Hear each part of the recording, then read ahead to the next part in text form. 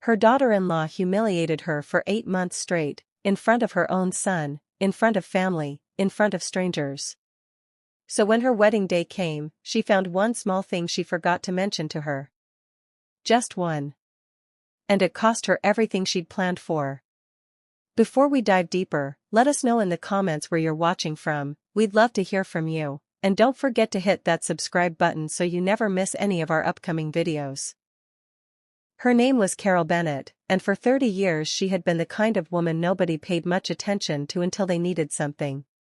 She was 56 years old, a widow since the age of 30, and a mother who had spent every spare dollar and every spare hour of her adult life raising a son named Michael on her own. She worked as a bookkeeper for a small auto parts company outside Columbus, Ohio, the same company for 26 years, and she had never once been late, never once called in without reason, never once asked anyone for anything she could not earn herself. People who knew Carol described her the same way, almost word for word, as quiet, dependable, and easy to overlook. That last part would matter more than anyone realized. Michael was 4 years old when his father died in a workplace accident, and Carol remembered standing in their small kitchen that night with her son's hand wrapped in hers, making a promise she repeated to herself on every difficult day that followed. She promised that he would never feel the absence of anything because of her. She kept that promise through 2 jobs some years, through skipped vacations, through a car she drove for 11 years past when it should have been replaced, because the money went to Michael's tuition instead. By the time he graduated with a degree in mechanical engineering and landed a stable job in Cincinnati, Carol had spent 22 years building a life around one single mission, and she had succeeded. Her son was educated, employed, and kind. She believed, for a long time, that her hardest years were behind her. Then Michael called her one Sunday evening, the way he always did, and told her he had met someone he believed he would marry. Her name was Ashley Whitfield, and within a year she would become Carol's daughter-in-law, and within that same year, Carol would learn things about patience she had never had to learn before, not even in the hardest years after her husband died. Ashley came from a comfortable family in a Cincinnati suburb, the kind of household with a lake house and a country club membership and a particular, practiced way of speaking that made everything sound like a compliment even when it was not one. At their first dinner together, Ashley was warm, attentive, and complimentary, and Carol drove home that night feeling something close to relief, believing she had been worried over nothing. That relief did not last. It began with small comments, the kind that are easy to dismiss individually and only become visible once you start counting them.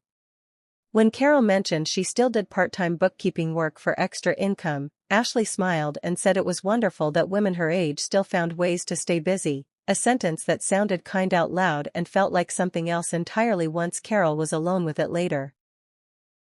At a holiday dinner, when Carol brought a dish she had made every year since Michael was a child, Ashley took one bite, set her fork down, and announced to the table that she personally preferred to keep things lighter these days, loud enough that everyone heard it, and gentle enough that nobody could call it rude. Carol noticed these moments the way a person notices a slow leak in a tire, not dangerous yet, but worth watching.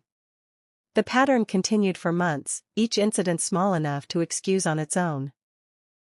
At a family gathering, Ashley referred to the modest 2-bedroom home Carol had owned for 2 decades as cozy in a tone that made the words sound like an apology on Carol's behalf. At a shopping trip the two of them took together, meant to bond before the wedding, Ashley held up a dress, looked at Carol, and said she imagined something more appropriate for someone Carol's age might be found in the clearance section, then laughed as though she had made a joke rather than a judgment. Carol always responded the same way, with a small smile, a short reply, and silence afterward. She had learned long ago that some battles were not worth fighting in the moment, and she had also learned, somewhere underneath that silence was not the same thing as forgetting. The engagement party was where things became harder to excuse. Carol arrived early, as she always did, and helped set up chairs and arrange the dessert table before a single guest walked through the door. When the seating chart was finalized, she discovered she had been placed at the very back of the room, beside the kitchen entrance, while Ashley's mother sat at the head table beside the engaged couple. When Carol gently asked about it, the event coordinator told her that Ashley had specifically requested it, explaining that Carol preferred quieter spaces and got overwhelmed easily in crowds. Carol had taught herself to manage a household alone, raise a child alone, and run department budgets at work for 2 decades. She had never been overwhelmed by a crowded room in her life. She said nothing to the coordinator. She simply walked to her seat by the kitchen door and sat down. It was at the bridal shower, 3 months before the wedding, that Carol overheard something she would carry with her for the rest of her life. She had arrived early again, this time carrying a quilt she had spent 4 months sewing by hand, made from pieces of Michael's childhood clothing, a gift she intended to give privately so it would not feel like a spectacle. While arranging it on the gift table, she heard Ashley's voice from the next room, clearly unaware that the sound carried through the open doorway. Ashley was telling her bridesmaids that Carol had offered to make her wedding dress, and that she had needed to find a polite way to decline without hurting an older woman's feelings, calling the offer sweet in a humble sort of way, the kind of phrase that sounds gentle until you understand exactly what it is doing. The bridesmaids laughed. Carol stood very still with her hand resting on the quilt and said nothing. 3 weeks before the wedding, something happened that Carol would later describe as the moment her patience finally reached its limit, though nobody around her noticed any change in her behavior at all. The original venue Ashley's family had booked fell through after a contract dispute, threatening to cancel the wedding entirely with the date only weeks away. Carol, without telling anyone, withdrew $11,000 from a retirement account she had spent a decade building, money meant for her own future, and quietly covered the new venue deposit so her son's wedding could proceed. She did not ask for thanks. She did not mention it publicly. She simply paid it and moved on, the way she had paid for everything in Michael's life for 30 years. She only mentioned it once, and only because Ashley's mother stood at a family dinner weeks later and loudly took credit for saving the wedding herself, describing in detail how her family had stepped in to rescue the day. Carol corrected her gently, simply stating that the payment had come from her own savings. The table fell quiet. Ashley's face turned red, not with gratitude, but with something closer to embarrassment, as though the mention of her mother-in-law's modest bank account being involved in her elegant wedding was itself an insult to her image. Later that evening, walking past the kitchen, Carol overheard Ashley speaking to Michael in a sharp, lowered voice, saying it was humiliating to have everyone think they needed his mother's bookkeeping salary to pay for their wedding, and that Carol had no boundaries and constantly inserted herself where she did not belong. Carol stood in the hallway and listened to a woman describe an act of quiet sacrifice as a personal embarrassment. She did not confront her. She did not tell Michael what she had heard. She drove home that night, sat alone at her kitchen table with the lights off for a long while, and allowed herself, for the first time in 8 months, to fully feel the weight of everything she had absorbed without complaint. She did not cry. She simply sat with it until something inside her settled into a quiet, steady decision, one she did not have to think very hard about, because the clearest decisions are often the ones that arrive without effort once a person finally stops protecting someone who has shown no interest in protecting them back. She made a private choice that night, one she never spoke aloud to anyone. She would continue showing up early. She would continue helping with every detail of the wedding, the way she had helped with every detail of Michael's entire life. But she would no longer go out of her way to shield Ashley from the small, ordinary consequences of her own carelessness, the kind of consequences that occur naturally in any large event, the kind any reasonable person would simply mention to someone in passing. She would simply stop reaching to catch things before they fell. The wedding took place at a restored historic estate outside the city, a venue with manicured gardens and a grand staircase that swept down into the main hall where guests would be seated. Carol arrived at 6 in the morning, exactly as she always did, helping steam tablecloths, arrange flowers, and fix a torn hem on one of the bridesmaids' dresses using a sewing kit she had brought from home, the same kind of sewing kit Ashley had once mocked in front of her friends. At 9 o'clock, the wedding coordinator approached Carol directly with a small concern. A decorative nail along the 3rd step of the grand staircase had come slightly loose, the kind of minor maintenance issue old buildings often have, and with Ashley's cathedral-length veil planned for her staircase entrance, the coordinator wanted to reroute the bride through a side aisle instead, just as a precaution. The coordinator, assuming Carol was close enough to the bride to deliver the message personally, asked if she would let Ashley know before the ceremony began. Carol agreed. She told the coordinator she would handle it herself, since Ashley had been planning that staircase entrance since she was a young girl and would likely want to hear it gently from someone she trusted. The coordinator, relieved to have one less detail to manage on an already demanding day, thanked her and moved on to the next task. Carol returned to steaming tablecloths. She passed Ashley twice over the next 2 hours, once in the hallway and once near the bridal suite, and both times Ashley simply asked her to handle some small errand, a missing pen at the guest book table, an extra chair for a late-arriving guest. Carol handled each request without comment. She never mentioned the staircase. Not once, to anyone, for the rest of the morning. At 2 o'clock, the string quartet began to play, and 300 guests rose to their feet and turned toward the staircase at the back of the hall as the doors swung open. Ashley stood at the top for a long moment, framed by afternoon light through the windows above her, exactly as she had imagined this moment for years. Her veil, 8 feet of imported silk tulle and the single most expensive item in her entire wedding budget, trailed behind her like a slow-moving cloud as she began her descent, chin lifted, pace measured, timed perfectly to the music for the cameras positioned at the base of the stairs. She reached the 3rd step, and the veil caught. It was small at first, the kind of resistance that could have been freed easily if she had simply paused and checked behind her. But Ashley, fully absorbed in the moment she had rehearsed in her mind for years, kept walking, and the small catch became a hard pull, and the pull became a tear loud enough to cut straight through the music and the silence of 300 people holding their breath. She lurched forward, caught the iron railing with one hand, and felt the back half of her veil rip away completely, crumpling onto the staircase behind her in front of every single guest she had invited to witness her perfect entrance. For a moment, the entire hall went completely silent. Then came the sound of 300 people inhaling sharply at once, the unmistakable collective reaction of a room watching someone's most carefully planned moment fall apart in real time. Michael rushed forward, but it was Ashley's own father who reached her first, steadying her on the remaining steps while a bridesmaid scrambled to gather the torn fabric from the stairs. Ashley's face had gone pale beneath her makeup. Her hands were visibly shaking.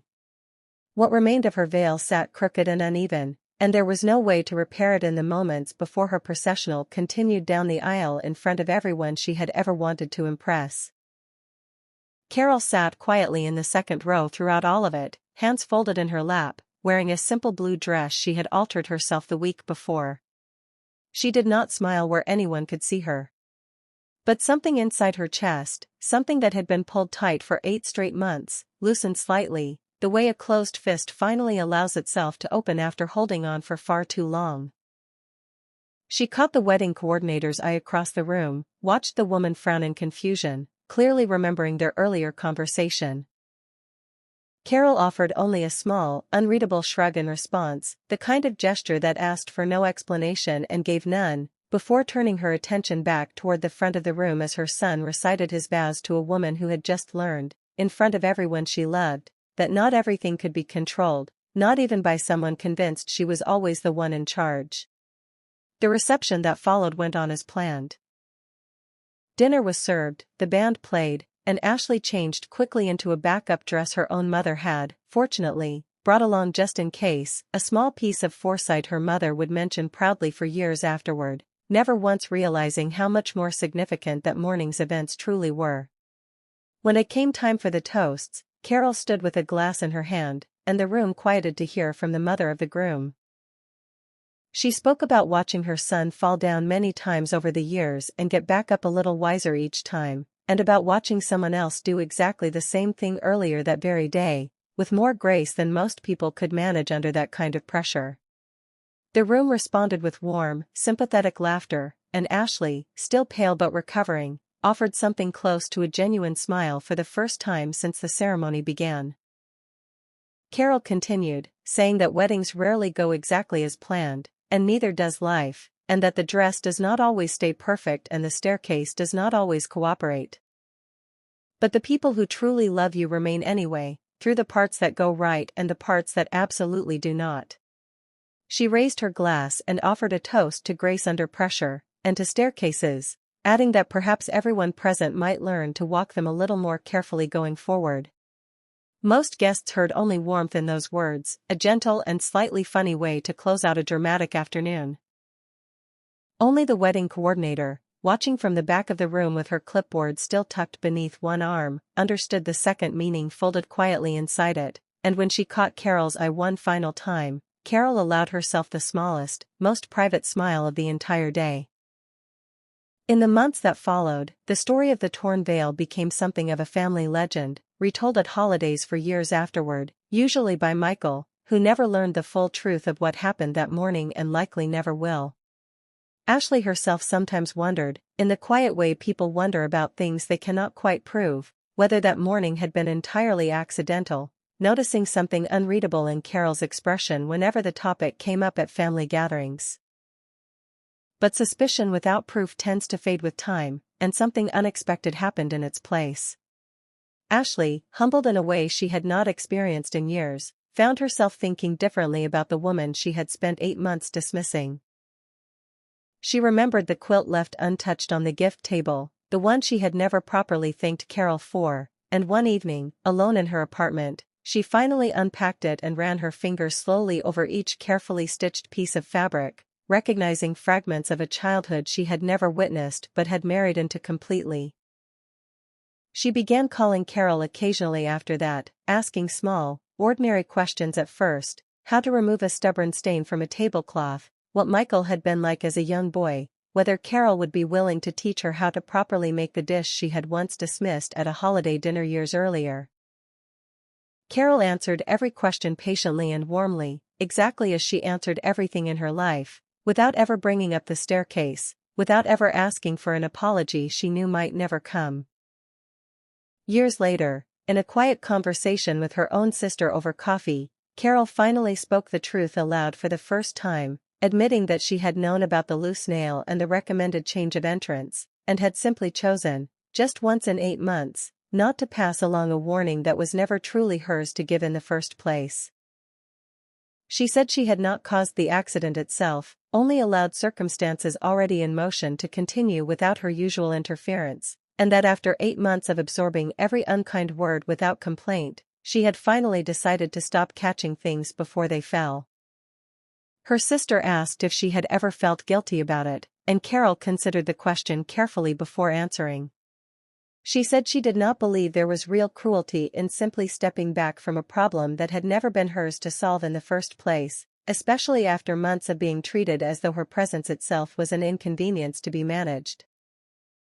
She said the relationship between herself and her daughter-in-law had eventually found its way to a better place, just not by the path either of them had originally expected, and that sometimes the people who learn the hardest lessons are the ones who needed, more than anything, to be reminded that kindness offered quietly is not the same thing as weakness, and that even the most patient people eventually reach a point where they simply choose to let the truth walk itself forward, without anyone's help at all.